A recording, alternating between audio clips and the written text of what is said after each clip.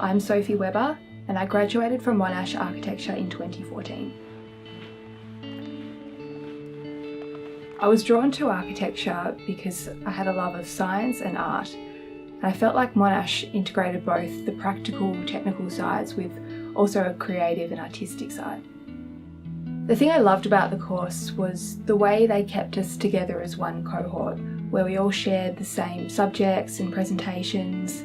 Within the first year, I'd made so many friends just through going through the same challenges and triumphs. At the end of my third year, I participated in the Proto Program. And Prato was amazing. I went to Italy with 15 great mates and our tutor Ross, who was amazing. And we travelled through Tuscany looking at different cities and explored Venice and Florence, and then we immersed ourselves in the daily life of Prato, where we'd walk through the walled city every day to uni. Our projects were focused on housing and public space and the relationships between both of them.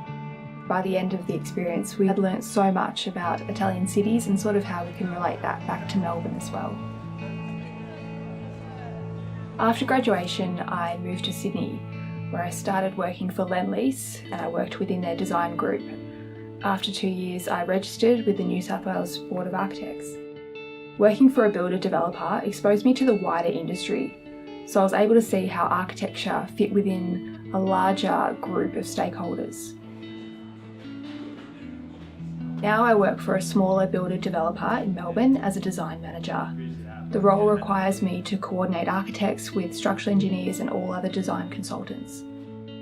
On a day-to-day basis, I'm either in the office or I'm out on site. And when I'm going out on site, I'm bringing out drawings and comparing them to what we're building and making sure we're executing the details as the architect intended. I love what I do. There's a huge variety. I get to communicate with consultants and really see a project come to fruition.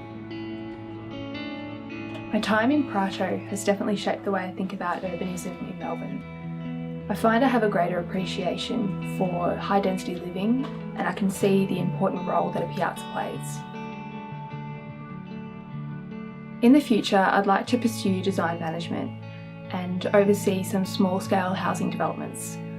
Melbourne has some amazing architects, designers and builders, and I'd love to collaborate with people who share a similar vision for Melbourne's future.